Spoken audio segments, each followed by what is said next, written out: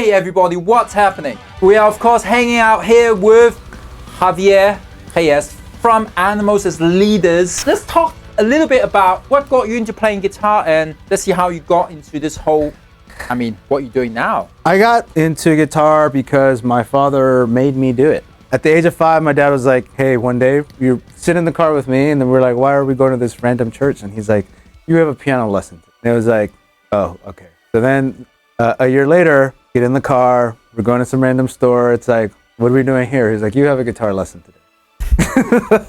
Fast forward to about the age of 16, 17, Dream Theater came out with their second album, and John Petrucci's playing that 7-string. And that opened my eye, hearts in my eyes. And there was a music store in Wheaton, Maryland called Chuck Levin's. Actually, Tosin used to hang out there too, but we didn't know each other then. So I put a guitar on layaway, that 7-string Universe. I stole a lot of money from my parents to buy my guitars.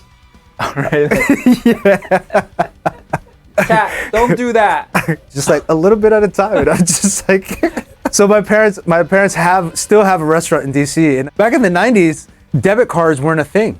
So they would come home from the restaurant with a bag load of cash, and they would be hella tired. And I was like all sneaky little fat kid and fucking grab a wad of money. Sometimes it'd be ones, sometimes it'd be hundreds. So yeah, I became a 7-string player after my first one. And by the time I turned like 18, 19, I had joined this band that eventually Tosin joined. And that's how him and I got to, become friends. So he joins and I'm like, all right, well, you're gonna need a 7-string. I had this like, one of those 7-string GACs. There's like a big SG style, super neck heavy. I hated it. And I was like, well, you can have this one, dude. Like, I'm good. I'm pretty sure that was his first 7-string. And then he became a 7-string player. I low-key stopped playing metal maybe like a year or two after that. I was like, I'm done with music. Tosin's visiting from Atlanta where he was living. Mm-hmm. And he's telling me about this project that he was going to be doing. He was just like, yo, do you want to be the other guitar player? And I was just like, okay. He was like, all right, well, you're going to need an 8-string because I'm playing an 8-string stuff. I was like, oh, okay. What year was that? This is like 2006, 2005, maybe. You know what's funny? Around that period, I remember I was working with Ibanez at that time. He said, oh, we started working with this guitar player, Tosin. So I remember Tosin actually sending me a Facebook request. I just completely ignored it. I just thought, the dorky is like this dorky picture of him with the guitar. Yeah. At that time, I thought I'm busy trying to hook up with women on tour. I don't want to talk to this guy about scales and shredding. Not the time right now. But at the time, Ibanez didn't even have the 8-strings out. So he had some custom luthier build him an 8-string, and I reached out to that same guy. And he built me a guitar, which took like 2.5 years to arrive. I finally get it. And the neck, it was like a bolt-on, and one of the neck joint was actually broken. So it was like, waited 2.5 years for this guitar, it was like $2,500, and it was broken. And I was just so mad. Got it repaired, almost like just in time for us to go out on tour, on Animals Leaders' first tour. And then I would say on our third tour, we finished out here in California. That's actually when we moved also. But we finished out here, we were playing the Whiskey. Do you remember Mike Taft? Yeah, Ibanez. Artist relationship, yeah. Tosin introduced me to him, and Tosin's like, yo, can we hook up Javier with an endorsement? And Mike's just like, yeah. I was like, all right, that's all it took. Fucking 3 tours and got endorsed. I don't know if I should be asking you that question, but is it a nightmare to work with Tosin Abasi in some kind of level? On several kinds of levels. He's like a guitar genius, right? However, yeah, dude, it's like we're almost like brothers. It's like, goddamn, it's like, thank God you exist, but fuck, I want to kill you at times, You know what he said the other day he was here when we did that RazorCon thing? He didn't say that to me, but he said to someone else, yeah, I know the most stressful thing about this event has been me. Oh, yeah. He had to hit you up for the backing tracks. Yeah. And he sent me the wrong one, by the way. Like 3 times. What's the funny thing about it? What I bounced for him, I think I've done it like 6 times already. So somewhere in his laptop or in his email, he has that same thing. So I was like, okay, my bandmates are definitely special. I've had my moments, but not quite like them. Matt has his moments. Holy shit. Tosin's consistently on that moment. Guitar genius, though. There is that. Yeah. There's a price to pay. Yeah.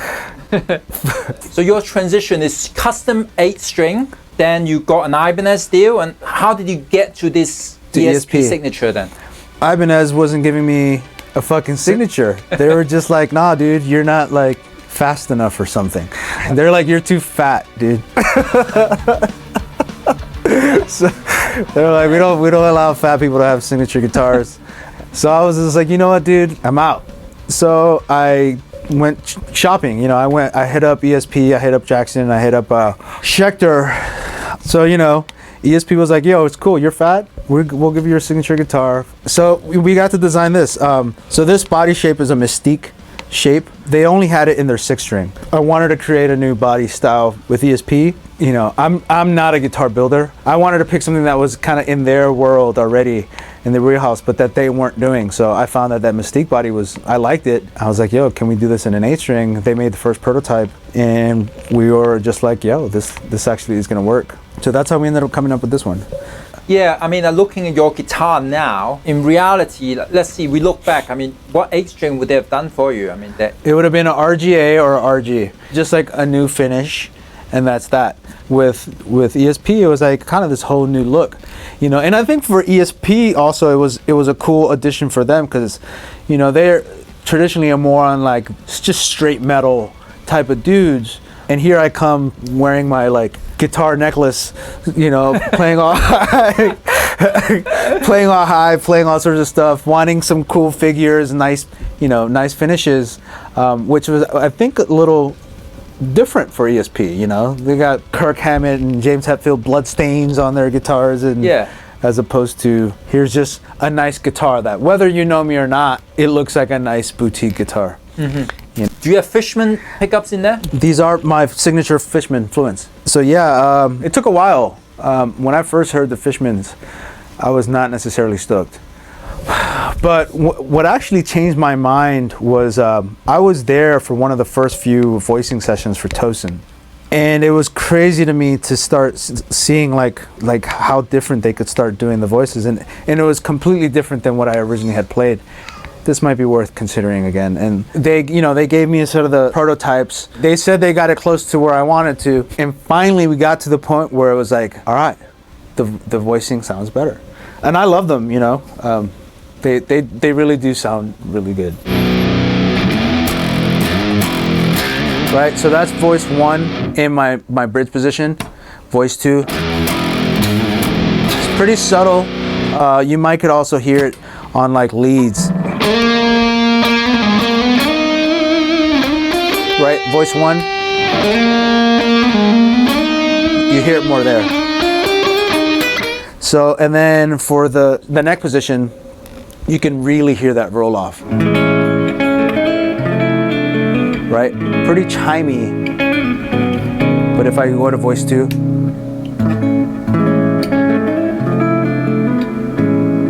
it's almost like a semi-hollow. So that's obviously a quality that you can't get with passives, traditional passives, that voice 1, voice 2 sort of thing.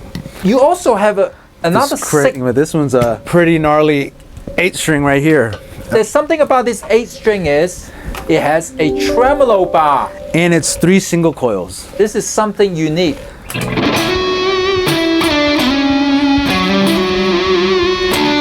I remember for the longest time, everybody was just like, oh, you can't put a whammy on an 8-string.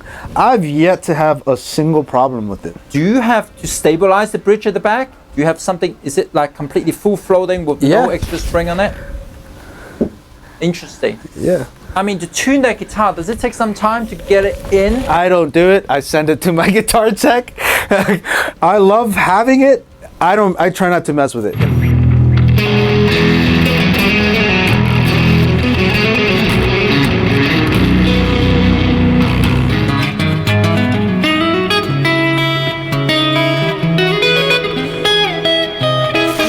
you do to practice thumping? What was your exercises at the beginning? I know to focus mainly on my thumb because that was the newest movement for me. The rest of the fingers were going to be fairly easy because of finger picking. I just bounce around back and forth quite a bit between just my thumb and seeing what I can do.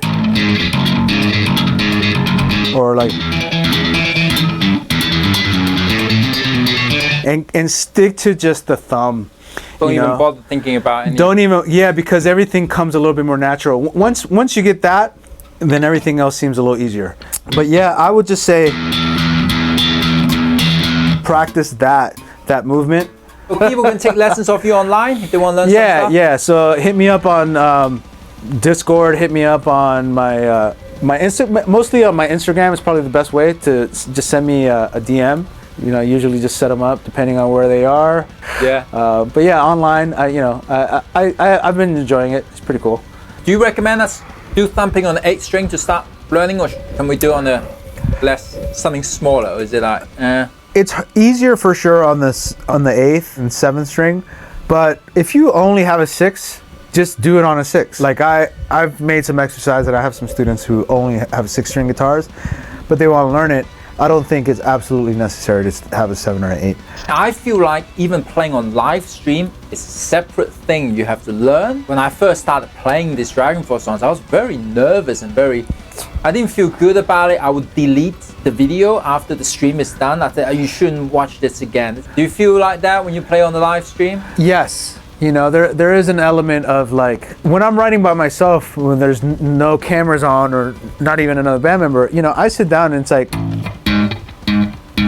it's boring as fuck. It's miserable. Like, I don't even want my girlfriend around, you know? So Twitch has made it so that I'm like, okay, I have to get real fast at like writing even just a short second, a little tiny bit.